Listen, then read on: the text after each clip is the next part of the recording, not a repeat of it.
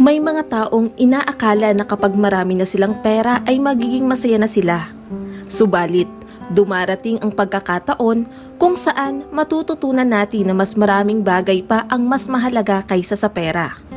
Sa videong ito, ibabahagi ko sa inyo ang kwento ng isang babae na siguradong kapupulutan natin ng aral at inspirasyon. Kaya naman, inaanyayahan ko kayong manood hanggang sa dulo ng videong ito.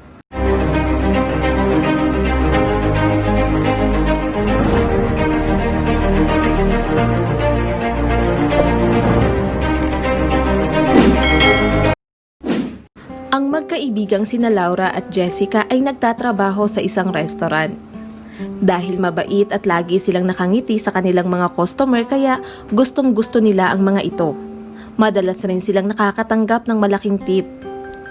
Pagkatapos ng kanilang trabaho ay lagi silang lumalabas upang magsaya.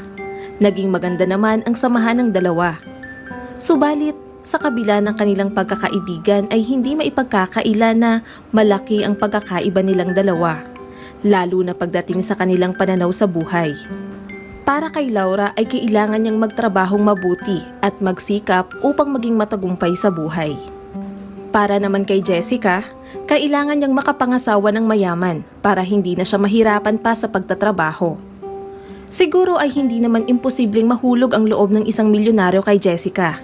Dahil bukod sa pagkakaroon ng mahaba at magandang buhok, makinis na balat at malalim na dimples ay talagang napakaganda niya.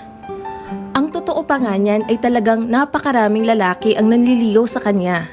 Ngunit walang natitipuhan si Jessica kahit isa man sa mga ito dahil napakapihika niya.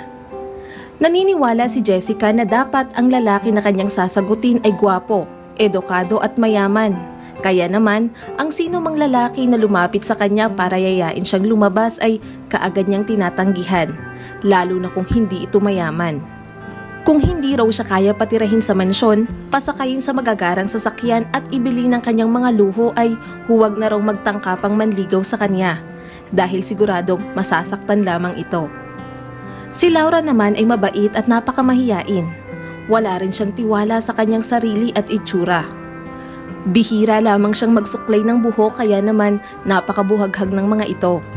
Simple rin siyang manamit at laging nakasuot ng rubber shoes kung kaya't hindi siya napapansin ng mga kalalakihan.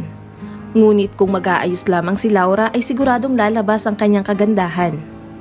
Dahil sa magkaibang kilos at pananamit ng magkaibigan ay palaging si Jessica lamang ang napapansin sa tuwing lumalabas silang dalawa.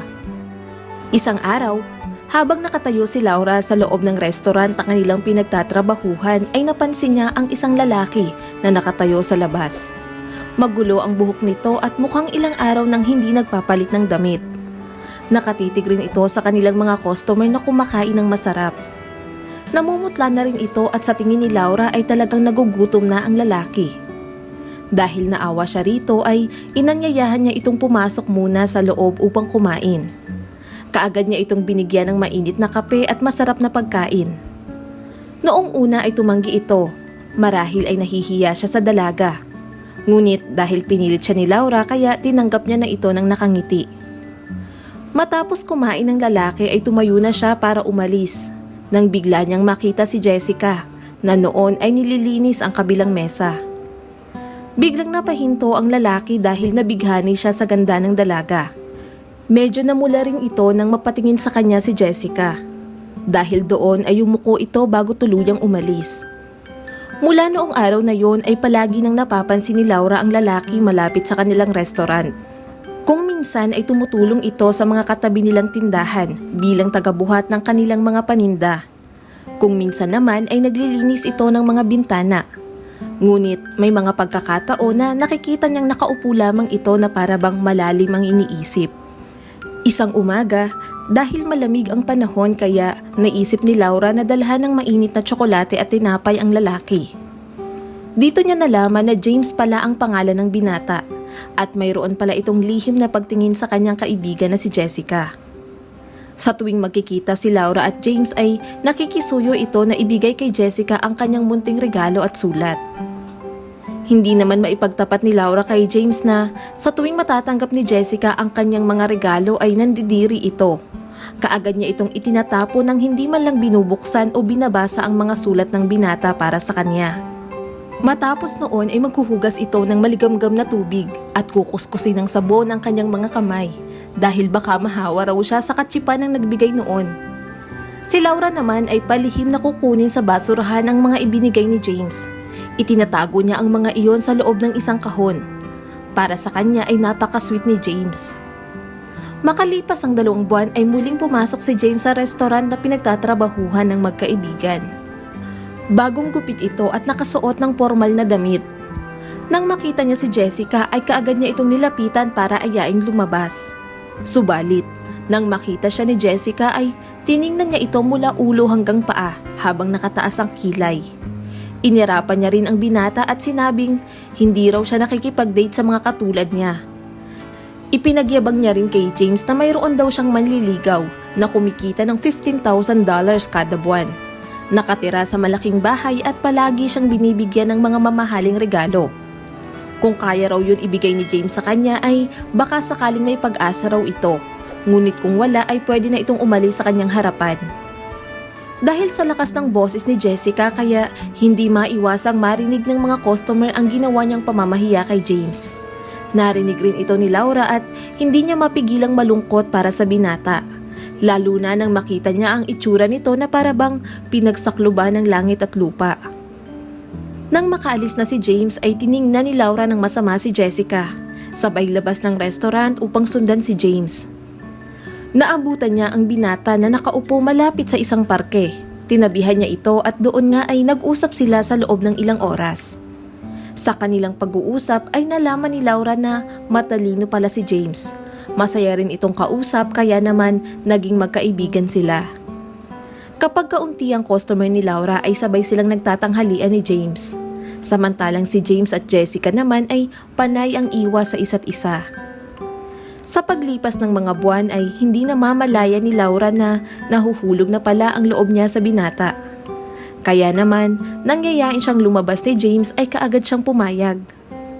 Habang naglalakad silang dalawa ay biglang hinawakan ni James ang kanyang mga kamay at inamin nito na hindi niya raw sinasadyang mahulog ang loob niya kay Laura. Nang marinig ito ng dalaga ay biglang bumilis ang tibok ng kanyang puso. Kaagad niyang niyakap si James at sinabing pareho sila ng nararamdaman para sa isa't isa. Matapos noon ay ipinagtapat ni James ang buo niyang pagkatao kay Laura. Sinabi niya na hindi raw naging madali ang kanyang buhay. Nagmula siya sa mahirap na pamilya kaya marahil ay talagang determinado siyang magtrabaho at gawin ang lahat ng kanyang makakaya. Noong nag-aaral pa raw siya ay parati siyang nakakakuha ng mataas na marka. Ngunit hindi siya nakapag-aral sa kolehiyo dahil mahirap lang sila. Sa murang edad ay kinakailangan niya ng magtrabaho upang matulungan ang kanyang pamilya. Hanggang sa nakilala niya raw ang isang lalaki. Kinumbinsi siya nito na magtayo ng negosyo. Dahil maganda ang alok sa kanya kaya pumayag na rin siya. Naging maganda ang takbo ng kanilang negosyo. Hindi nila akalain na lalaki ito higit pa sa kanilang inaasahan.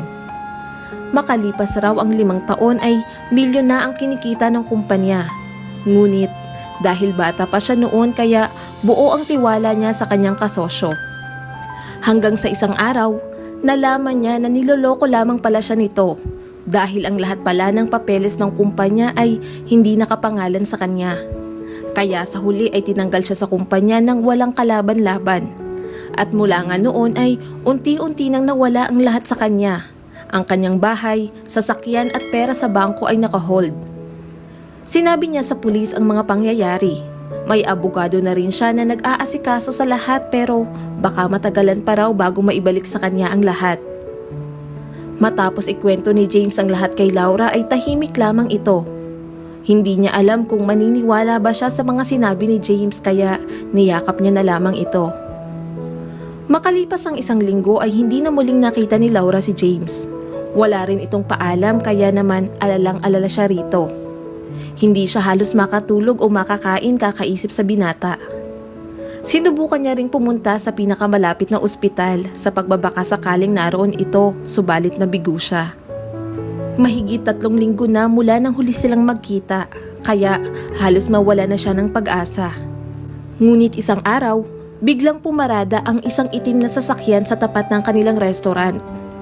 Bumaba ang isang lalaki na nakasuot ng magarang damit. Siyempre, si Jessica ang unang nakapansin sa kanya.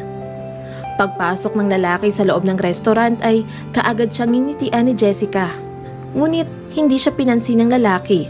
Patuloy lamang ito sa paglalakad na para bang may hinahanap. Noong mga sandaling iyon ay bigla namang lumabas si Laura mula sa kusina. Nang mapatingin ito sa lalaki ay kaagad siyang tumakbo patungo sa direksyon nito. Niyakap niya ito ng mahigpit habang tumutulo ang mga luha. "James, saan ka ba nang galing? Alalang-alala ko sa'yo." Hindi naman makapaniwala si Jessica sa kanyang narinig. Hindi niya lubos maisip na ang lalaking pinahiya at binasted niya noon ay napakayaman na ngayon. Si Laura naman ay nakatingin kay James at sa mga mata nito ay kitang-kita ang sobrang kasiyahan. Naniwala na rin siya sa kwento ni James. Marahil ay naging maganda ang resulta ng investigasyon kaya naibalik na ang dati niyang mga ari-arian. Niyaya rin siya ni James na kumain sa labas at doon ay ikinuwento niya ang mga nangyari sa kanya noong nawala siya. Naibalik na rin sa kanya ang negosyo na pinaghirapan niya. Sa huli ay naging masaya ang relasyon ni Laura at James. Si Jessica naman ay nanatiling single. Ang manliligaw niya noon na ipinagyayabang niya na sumisweldo ng $15,000 kada buwan ay tumigil na sa panliligaw sa kanya. May mga tao talaga na mas pinapahalagahan ng pera kaysa sa totoong pagmamahal, katapatan at kabutihan ng loob. Sana ay magsilbing aral ang kwentong ito sa mga taong tinitingnan ang katayuan ng tao sa buhay kaysa sa kabutihan ng pagkatao nito. Maraming salamat sa patuloy na panonood sa aking munting channel. Kung nagustuhan mo ang videong ito ay huwag mong kalimutang mag-like and subscribe at pakipindot mo na rin ang notification bell para updated ka sa mga susunod nating video.